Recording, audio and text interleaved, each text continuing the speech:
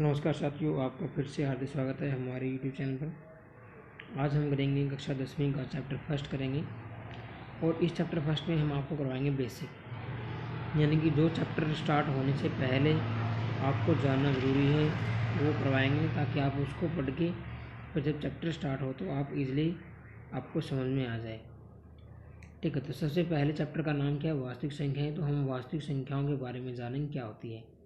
उससे पहले हमने पढ़ी है प्राकृतिक संख्याएं। प्राकृतिक संख्याएं होती हैं जो प्रकृति में आप गिनती में यूज करते हो, जैसे किसी भी चीज़ को गिनने के लिए यूज करते हो, 1 2 3 4 5 6, और ये कहाँ तक जाएगी? आपकी अनंत तक जाएगी, अनंत का निशान है। ऐसी दूसरी हम बात करते हैं प्राकृतिक संख्याओं के बाद होती है पूर्ण संख्याएं। पूर्ण संख्याएं बाद में आई है ये। इसमें क्या किया इन्होंने? जीरो और जोड़ दिया। ठीक है, 4 5 6, और ये कहाँ तक जाएगी? ये भी अनंत तक जाएगी। फिर तीसरे नंबर पे आपके आगे पूर्णांक संख्याएं। पूर्णांक संख्या वे संख्या थी, अभी मैं हिंदी मीडियम में करवा रहा हूँ, इंग्लिश मीडियम में भी जल्दी अपलोड कर दूंगा। पूर्णांक संख्या होती है, ये सारी संख्याएं आ जाएंगी इसमें आपकी, प्राकृतिक संख्याएं, पूर्ण संख्याएं भी, जैसे 0 1 2 3 4, इधर कहाँ जाएगा? इन्फिनिटी तक। और इधर -1 माइनस की संख्या भी होती है जिनको ऋणात्मक पूर्णांक बोलते हैं, अप टू ये कहाँ तक जाएगा? -इन्फिनिटी तक। ठीक है, चौथे नंबर पे आपकी आती है पूर्णांक संख्या होगी, और उसके बाद आपकी आती है ऐसी संख्याएं जिनको हम बटे के रूप में लिख सकें, उनको क्या बोलते हो आप?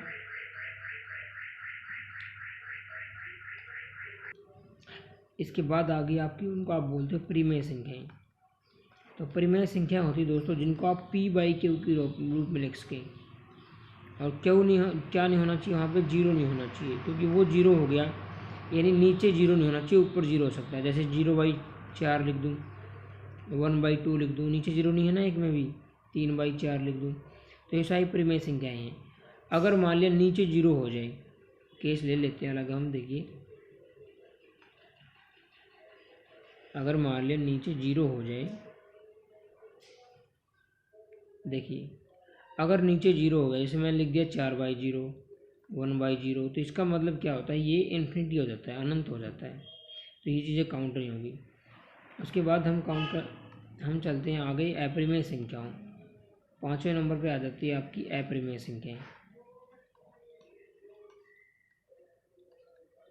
अपरिमेय संख्या होती है जिनको हम p/q के रूप में नहीं लिख सकते। ठीक है, इनके रूप में नहीं लिख सकते हैं। ये संख्या होती कैसे हैं? जैसे आपके पास हो गया अंडर रूट की संख्या होगी सारी, जिनका अंडर रूट नहीं निकलता हो, √2 √3 √4, ऐसे √7, सॉरी 4 का तो निकल जाएगा, ये नहीं होगी, 4 का 2 आ जाएगा, जिनका वर्गमूल ना निकले वो अपरिमेय संख्या होती है। पाई भी इसमें काउंट होता है। ठीक है, या यूँ समझिए आप, जिनका दशमलव प्रसार, तो दशमलव प्रसार हम नेक्स्ट बेसिक में करेंगे, अभी इतना समझो आप। ठीक है, और 6 नंबर पे आ गई आपकी फिर वास्तविक संख्याएं। कौन सी संख्या आ गई? वास्तविक संख्याएं। तो वास्तविक संख्या के बारे में जान लो। ये सारी जितनी भी मैंने लिखी है, ये सारी क्या होती है? वास्तविक संख्या होती है। कोई भी संख्या आपने लिख दी, सारी वास्तविक संख्याएं हैं। बस एक केस नहीं आएगा इसमें, सारी संख्या वास्तविक संख्या होती है। अंडर रूट की भी, जिनका अंडर रूट निकल जाता हो, या आप 1/2 ले लो, 0.25 ले लो, कुछ भी लिख लो, सारी वास्तविक संख्याएं हैं। कौन सी संख्या छोड़नी है इसमें वो भी देख लो, आपके 11th में आएगी। 11th में जब आप मैथ लोगे उसमें आएगी। आपको सिर्फ छोड़नी है अंडर रूट के अंदर माइनस आ जाए, -1 -2 अंडर रूट के अंदर, ऐसी संख्या। ये संख्याएं होती हैं आपकी कम्प्लेक्स नंबर, ये आपके नहीं है, ये अगली कक्षा में आएगा। ठीक है, अभी और भी बेसिक करवा रहा हूँ आगे। देखिए दोस्तों, नेक्स्ट इसमें आपके पास क्या आता है? यूक्लिड विभाजन प्रमेय का आता है। इसमें आपके पास क्या है? जो आप भाग करते हो, पिछली कक्षाओं में सीखा है, बस वही है, वही यूक्लिड विभाजन प्रमेय का है। विभाजन यानी भाग करने का नियम प्रमेय का होती है, जिसको आप प्रमेय जो पहले सिद्ध कर चुके हो उसका हम यूज़ कर रहे हो। यूक्लिड ने दिया था, यूक्लिड मैथमेटिशियन था, तो इसलिए यूक्लिड विभाजन प्रमेय का इसका नाम पड़ गया। तो ये होता कैसे, देखिए एग्जाम्पल द्वारा मैं आपको बताता हूँ। जैसे आपने लिख दिया यहाँ पे, छोटा सा एग्जाम्पल ले लेते हैं, 7/5 लिख दिया। इसका मतलब क्या है, 5 और 7 आपका बीच में है, 5 से आपको डिवाइड करना है। तो कितने पे जाएगा, पहाड़ा पढ़ते हैं, 5 से कम 5, 5 में 10, 10 ज़्यादा हो जाएगा तो 1 पे ही जाएगा, 1 वहाँ लिख देंगे। 7 में से 5 क्या, 2। अब ये चीज़ें क्या कहलाती है आपकी, मैं अलग पेन ले लेता हूँ।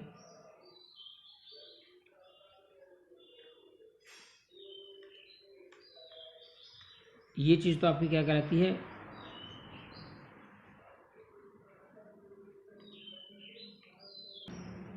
ये चीज़ आपकी थोड़ा सा इश्यू बन रहा है, इसका थोड़ा सा चल नहीं रहा है ये पेन। ये आपकी कहलाती है भागफल। भाग करने के बाद जो फल प्राप्त होता है भागफल। अंदर वाली संख्या जो भाग जा रही है उसको बोलते हैं भाज्य, और ये वाली संख्या जो आपको दिखाई दे रही है ये होती है भाजक, भाग करने वाली। जो नीचे बच गया वो कहलाता है आपका शेषफल। ये चीज़ें आप नोट कर लेना, ठीक है। अब आपको पता है जो अंदर वाली संख्या है भाज्य, ये आपने किया हुआ है पहले। भाज्य कैसे निकलता है, भाजक और भागफल का गुणनफल कर दो और प्लस में क्या जोड़ दो, शेषफल जोड़ दो। आपके पास क्या आ जाएगा, वापस जो भाज्य था 7 था वो आ जाएगा। देख लो करके, भाज्य कितना है 7, भाजक कितना है 5 और भागफल कितना है 1, प्लस में शेषफल कितना 2 जोड़ दो, कितना आ जाएगा, 5 से कम 5 प्लस 2 कितना आया 7, है ना। ये पहले से प्रूव्ड है, ध्यान रखना इसका। और इसी को आप यूनिट विभाजन में क्या लिखोगे, अगर मैं इसको मान लूँ, ऊपर वाली संख्या को अलग पेन ले लेता हूँ मैं।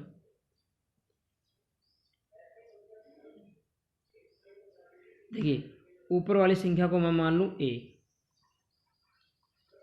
नीचे वाली को b मान लूँ, तो इसको किस फॉर्म में लिखूँगा मैं, यहाँ पे a अंदर आ जाएगा आपका, b बाहर आ जाएगा। यहाँ भी कुछ भी आ सकता है, यहाँ पे क्यू को क्वेश्चन बोल देते हैं, ठीक है, इसे क्यू से डिनोट करते हैं इसको। जब भाग देंगे तो कोई ना कोई शेषफल भी बचेगा जिसको r से डिनोट करते हैं, रिमाइंडर, समझ गए, r से रिमाइंडर, ये टर्म नोटेशन होती है, ध्यान रखना इनका। अब मैं इसको क्या लिख सकता हूँ, इस फॉर्म में लिखना चाहूँ तो क्या लिखूँगा, यहाँ पे तो a लिखूँगा, ठीक है। अंदर वाली चीज़ यहाँ पे b और क्यू की मल्टीप्लाई बी क्यू प्लस क्या लिखूँगा r, इसी फॉर्म में तो लिखूँगा। तो यही तो आपका क्या है, विभाजन एल्गोरिथम का फॉर्मूला है। r जहाँ पे क्या नहीं होना चाहिए, r की value greater than equal to 0 होनी चाहिए, यानी 0 हो सकती है, शेषफल 0 हो सकता है और 0 से बड़ा होना चाहिए, ठीक है। माइनस का नहीं हो सकता कभी भी, लेकिन लेस देन किससे होना चाहिए, b से। अब ये चीज़ आपको समझनी पड़ेगी। यहाँ पे देखिए आप, अगर यहाँ पे शेषफल ज़्यादा आ गया, ये b था आपका, यहाँ ज़्यादा आ गया, यहाँ मान लिया 6 आ गया, तो वापस भाग नहीं चला जाएगा।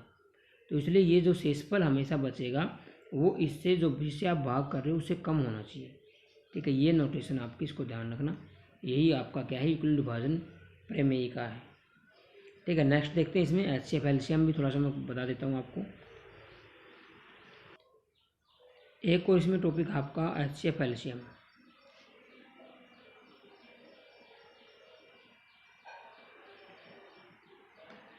देखिए एचसीएफ और एलसीएम, इसको हिंदी में बताने की जरूरत नहीं है, हिंदी में ज़्यादा बड़ा लिखा जाएगा। एचसीएफ का मतलब होता है महत्तम समापवर्तक, एलसीएम का मतलब होता है लघुत्तम समापवर्तक, ठीक है। एचसीएफ एलसीएम से ही जान लो इसको। इंग्लिश में हाईएस्ट कॉमन फैक्टर और इंग्लिश में ये वाला लोवेस्ट कॉमन मल्टीपल, ठीक है। एक इसमें फॉर्मूला होता है, ये तो एचसीएफ एलसीएम तो आप जानते हो। एक इसमें होता है, जैसे आप दो संख्याओं का एचसीएफ एलसीएम निकाल रहे हो, मान लो वो दो संख्याएं हैं ए और बी, तो ध्यान रखना उनका एचसीएफ एलसीएम की मल्टीप्लाई वो किसके बराबर होगा, उन दोनों संख्या की मल्टीप्लाई की। चलिए एक एग्जांपल ले लेते हैं, जैसे मान लिया आपको निकालना है 6, छोटी संख्या ले लेते हैं 6 और एक संख्या ले लेते हैं 18, इसका एचसीएफ एलसीएम दोनों निकालना है। इसका मतलब इसके फैक्टर करेंगे, यानी इसमें अपरिमेय अभाज्य संख्याओं के रूप में लिखेंगे इसको। पहले 2 से भाग करते हैं, 2 3 6 ये आप कर चुके हो, 3 एकम 3, इसको 2 से पहले भाग करेंगे, 2 में 18, फिर 3 पे, 3 3 9, फिर 3 पे, 3 एकम 3, एक आ जाए नीचे तब रुक जाते हैं। तो 6 के तो क्या फैक्टर आ गए यहाँ पे, 2 गुणा में 3, 18 के क्या आ जाएंगे आपके पास 2, 2 गुणा 3 गुणा 3, एक को हम लिखते नहीं हैं, ठीक है। अब यहाँ पे जब HCF की बात करेंगे तो HCF तो होता है हाईएस्ट कॉमन फैक्टर। कॉमन क्या है इसमें, देख लीजिए कॉमन क्या है। एक तो 2 कॉमन है, दोनों में है, यहाँ लिख लो। ये वाला भी कॉमन आ गया। ऐसे कॉमन निकालते, देखिए अलग पेन ले लेता हूँ मैं। ये कॉमन हो गया यहाँ से, ठीक है, यहाँ से ये कॉमन हो गया तो 2 आ गया, ये 3, इधर ये कॉमन बन ही रहा, जोड़ा नहीं बन रहा, इसका छोड़ देते हैं। तो 2 3 6 एलसीएम आ गया आपके पास, HCF सॉरी। जब एलसीएम निकालेंगे तो एलसीएम में क्या करते हैं, कॉमन वाले तो लेते ही लेते हैं, यानी HCF पूरा का पूरा आता है, साथ में जो बच गया वो भी ले लो। तो 2 3 6 दूनी सॉरी 3 3 9 दूनी 18 आ गया आपका लोवेस्ट कॉमन मल्टीपल यानी एलसीएम। अब देख लो आप इधर HCF गुणा एलसीएम करो, 18 गुणा 6 करो, और उधर A गुणा B करो। A गुणा B क्या आपके पास 6 गुणा में 18, दोनों क्या है इक्वल हैं, देख लो। ठीक है, तो ये आपका प्रूव हो गया। तो ये चीज़ आपको ध्यान रखनी है। इसमें क्या होता है, एक चीज़ तो पेपर में दी मिलेगी, निकालनी होगी, 3 चीज़ें दी होगी, आप इजीली निकाल सकते हो। ठीक है, ये इसका बेसिक था, और थोड़ा सा और करवा देता हूँ, देखिए आगे बेसिक। एक और इसमें हम बात करेंगे दशमलव प्रसार की। जैसे एक तो किसी भी संख्या का दशमलव प्रसार या तो होगा शांत, ठीक है, या उसका होगा अशांत। मैं बता दूंगा अभी आपको, इतना समझ लो। शांत में तो शांत ही हो गया, कोई नीड नहीं है अब। और दूसरा हो गया, तीसरा एक और केस बनता है अशांत का ही बनेगा एक केस। इसमें अशांत में क्या होगा, अशांत आवर्ती हो सकता है। ये टर्म मैं आपको समझा देता हूँ, थोड़ा सा इजी हो जाएगा। और दूसरा होगा अशांत अनावर्ती। अब समझ लीजिए, शांत का मतलब होता है जैसे आपने पूरा भाग चला जाए।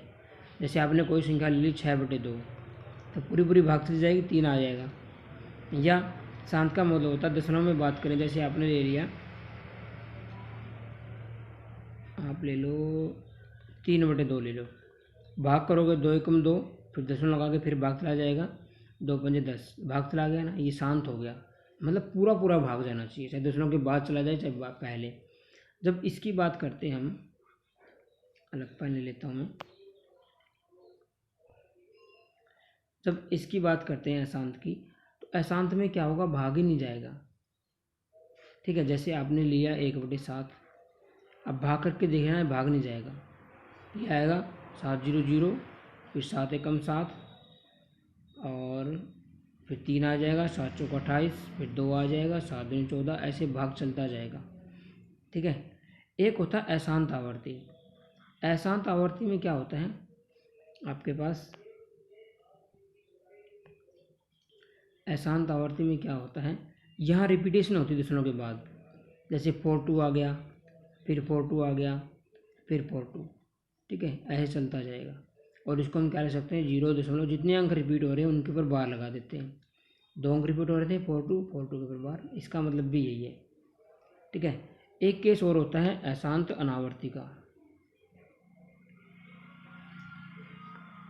अशांत अनावर्ती कब होगा, जैसे 0 दशमलव, ये वाला केस जो मैंने लिया था अनावर्ती का ही था, ये वाला एग्जाम्पल। ऐसे चलता जाएगा, वो 4 1 2 3 4, मतलब वो सेम नहीं होंगे, 5 आ जाएगा, फिर 6, फिर 7, ऐसे चलता जाएगा। ये अशांत आवर्ती का होता है। ठीक है, ये जो ऊपर वाले आप देख रहे हो, ये जो दशमलव प्रसार है ना, शांत, और ये वाले पहले और तीसरे परिमेय संख्याओं के हैं, और दूसरे और चौथे जो एग्जाम्पल मैंने दिए ये अपरिमेय संख्याओं के हैं। ठीक है, तो पाई भी एक अपरिमेय संख्या होती है, ये आप पहले से नोट कर लो, क्योंकि पाई को पाई से 7 के रूप में लिखते हैं। जब भाग दोगे तो दशमलव के बाद रिपीटेशन नहीं आएगी, ठीक है, वो चलता जाएगा भाग। तो आज की वीडियो में इतना ही, मिलते हैं आपके साथ नेक्स्ट चैप्टर का बेसिक लेकर। अभी मैं बेसिक करवाऊंगा आपको, जब एक्सरसाइज करवाऊंगा तब और अच्छे से करवा दूंगा with example.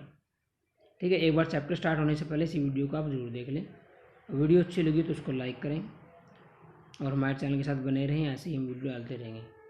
Thanks for watching, bye friends.